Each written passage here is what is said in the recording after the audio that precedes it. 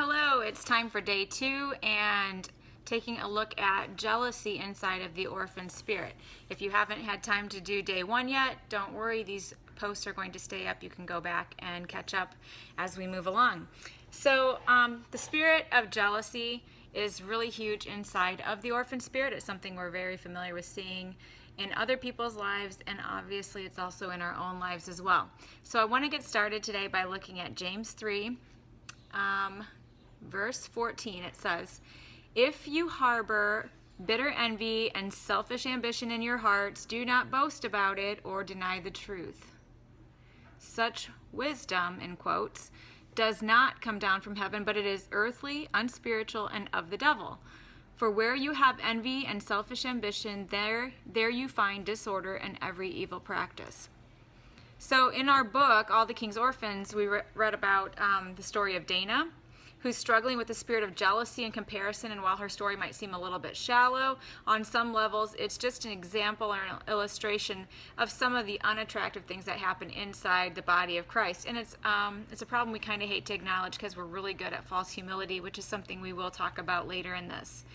So I want us to stop and think a little bit about what it's like as a parent when we see our kids. Maybe we have a birthday party for them and they're getting all this good stuff, and then all of a sudden they realize somebody else has something. After all the good things they've been given, they see somebody else has a toy that they would like to have. Or maybe it's Christmas Day, all the presents that are handed out, and while they sit there with a pile of good stuff, they can't enjoy it because they're too busy looking at somebody else's pile of good stuff, and they begin to tell themselves that their stuff isn't as good. And it makes me wonder how much we do that in our own lives. Inside the church, it's a big problem because we all have individual gifts, unique gifts that God has given us, but it's so easy to look at somebody else and say, they are loved more, or they have more good things, or they're more talented, or they're more beautiful, their family's better, they have it all together, they're perfect. And let me tell you, no family is absolutely perfect, and nobody has it all together. So take that out of the equation right away. So in our entitled society, it's difficult to raise children counterculturally, to be grateful people. But let's stop and consider how much of these characteristics might be hiding out in our own lives. So in the study guide, there's a list of signs and symptoms of a jealous spirit. There's envy, there's spiteful people, suspicion. That is a huge thing. You look at others and you're curious, you're suspicious of what their intentions are. The jealous spirit is cruel, they're judgmental, they minimize others, and they maximize themselves. That is huge, and that's something I want us to very seriously stop and look at in our own lives today. And then a couple questions that we're going to ask ourselves today, and I'm going to have them listed out here on the page, but it's I want you to ask yourself, in your opinion, is jealousy a problem in the church? Or is that just my opinion? Be honest with yourself. Think about it. How has it affected your life? And good or bad. How do you feel when other people receive attention, gifts, admiration, or a promotion, whether inside the church or at your job, anywhere in life? How does that make you feel? Are you happy for them, or does it cause a lot of negative feelings for you? And then, are you guilty of maximizing self and minimizing others? That's a huge question I'm asking myself all the time. What is my motivation? Why am I doing what I'm doing?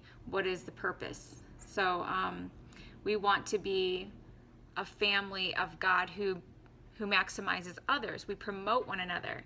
We speak good about one another. We lift each other up. We want to speak life. And then the next two questions are, how can I personally promote a spirit of unity, love, and trust in my relationships?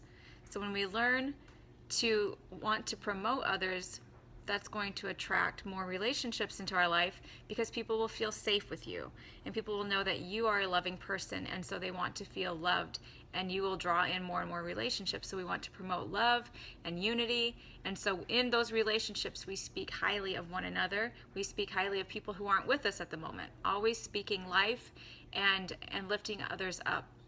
And then as you go throughout your day today, I want you to stop and just think about it in your own life.